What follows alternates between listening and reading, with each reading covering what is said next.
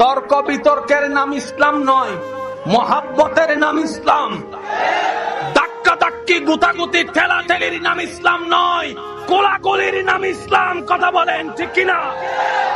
একজন মুসলমানের ঘরের সামনে যদি কেউ দুপুর বেলা গিয়ে নক করে বলে যে দুইটা বাদ দাও, কোন মুসলমান তাকে ধর্ম সম্পর্কে জিজ্ঞেস করে না, এই তুই কোন ধর্মের মানুষ জিজ্ঞেস করে না।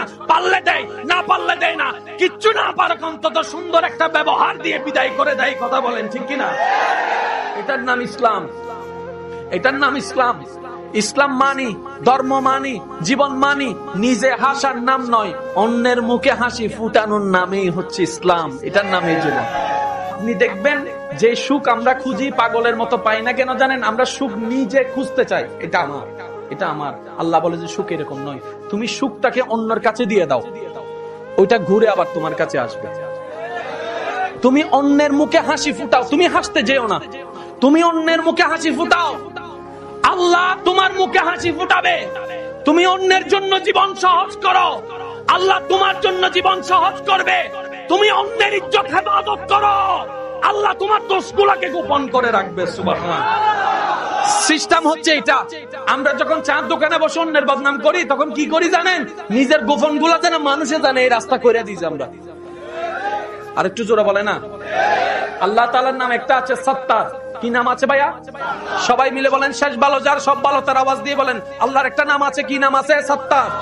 সত্তার মানি আবরণকারী। এই বোতল দেখা যাচ্ছে কি যাচ্ছে না? কিন্তু এটা যখন শালের ভিতরে থাকবে তখন আর দেখা যায় না। আল্লাহ হচ্ছেন সত্তার, যিনি বান্দার হাজার গুনার কথা জানা সত্ত্বেও চাদরের তলে গোপন করে রাখে, রহমতের চাদরের তলে, যেন বান্দা সমাজে বেইজ্জত না হয়। বলেন সুবহানাল্লাহ। এবার আমি প্রশ্ন করব, আপনার উত্তর দিবেন। সব বান্দার ভিতর শ্রেষ্ঠ হচ্ছে নবী রাসূল। নবী রাসূলের ভিতর যিনি প্রথমে এসেছেন আপনারাই বলেছেন হযরত আদম। এবার আমি কিছু নাম বলবো, শেষের অংশটা আপনারা বলবেন। হযরত আদম, একটু সবাই বলেন।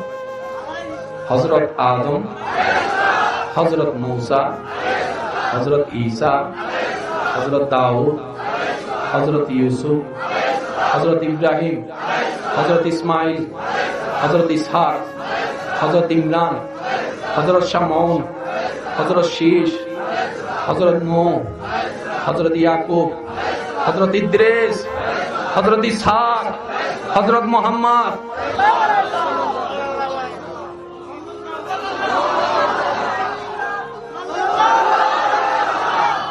কিরে ভাই, আপনার নাম চেঞ্জ করে ফেলছেন? এতক্ষণ তো ঠিকই কইছেন আলাইহিস সালাম, আলাইহিস সালাম, আলাইহিস সালাম, আলাইহিস সালাম, আলাইহিস সালাম, আলাইহিস সালাম। যখনই নবী রাহমাতুল লিল আলামিনের নাম আসলো আপনারাই চেঞ্জ করে দিয়েছেন। আলাইহিস সালাম কিন্তু প্রথমে বলতে নিয়েছিলেন, খেয়াল করেন, আলাইহিস সালাম বলতে নিয়েছিলেন, যখন এর নামটা ব্রেনে লাগছে সাল্লাল্লাহু আলাইহি ওয়াসাল্লাম। এই সিস্টেম আপনারা চেঞ্জ করেছেন।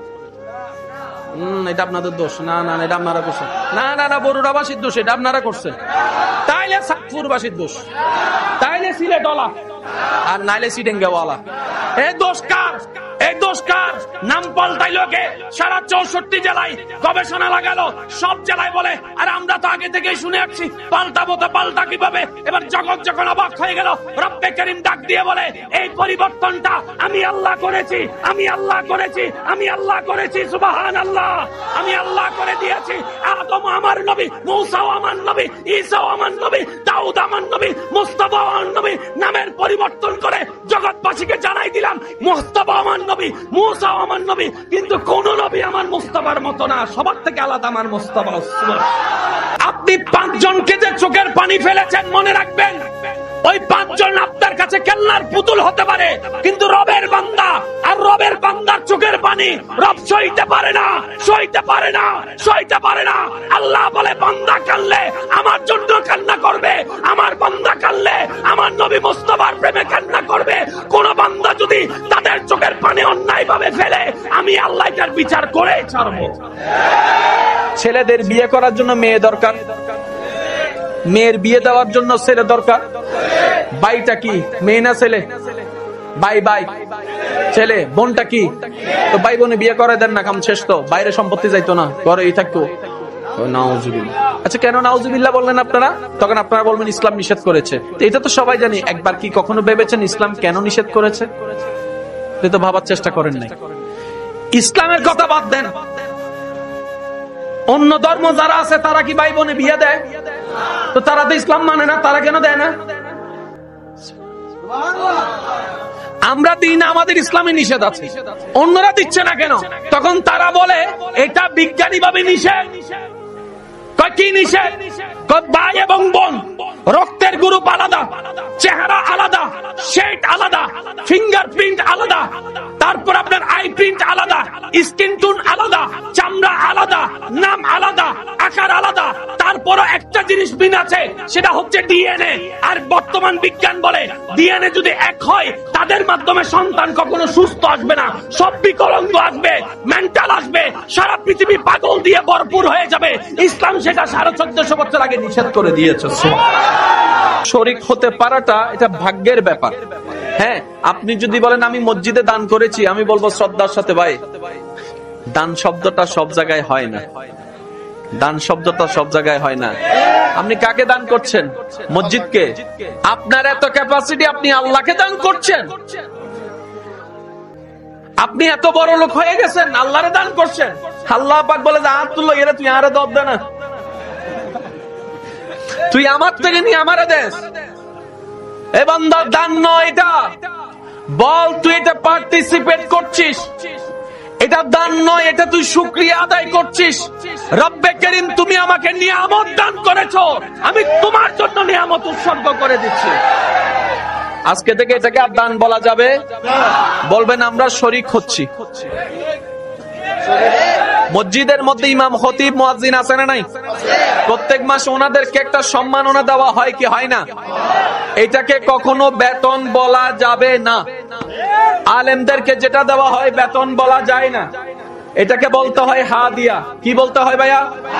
কারণ আমার যুবক ভাইয়েরা জানে, বেতন শব্দটা যদি চলে আসে তখন সেখানে মালিকানা শব্দ চলে আসে। কারণ দোকানটা যেহেতু আপনার, মালিকানা আপনার, ওই দোকানের কর্মচারীকে মাসে আপনি যেটা দিবেন সেটা হচ্ছে বেতন। ঘরটা যদি আপনার হয়, ওই ঘরের কর্মচারীকে আপনি যেটা দিবেন সেটার নাম বেতন। গাড়িটা যদি আপনার হয়, আপনার কর্মচারীকে যেটা দিবেন সেটার নাম বেতন। তো মসজিদটা কার ঘর? আল্লাহর ঘর। তো ইমামকে আল্লাহর ঘরের খাদেম, মুয়াজ্জিনকে আল্লাহর ঘরের খাদেম, খতিবকে আল্লাহর ঘরের খাদেম, মসজিদ কমিটিকে আল্লাহর ঘরের খাদেম, সভাপতিকে আল্লাহর ঘরের খাদেম, এলাকাবাসীকে আল্লাহর ঘরের খাদেম, সবাই হচ্ছে আল্লাহর ঘরের খাদেম। আপনি যদি একটু সৌদির দিকে খেয়াল করেন, ওইখানে বলা হয় বাদশা, ওইখানে বলা হয় বাদশা, ওখানে প্রধানমন্ত্রী বলা হয় না, বাদশা শব্দটা বলা হয়। কিন্তু যখন এই হারাম শরীফাইনের কথা চলে আসে, মক্কা মদিনার মসজিদের কথা চলে আসে, তখন আর বাদশা বলা হয় না, বলা হয় মসজিদের খাদেম। মসজিদ কার? এখানে মালিক শব্দ আসা, মালিক শব্দ আসা, খতিব সাহেব মসজিদের, মুয়াজ্জিন সাহেব মসজিদের, ইমাম সাহেব মসজিদের। ওনাদের বেতন দিবেন তো দিবেন কে?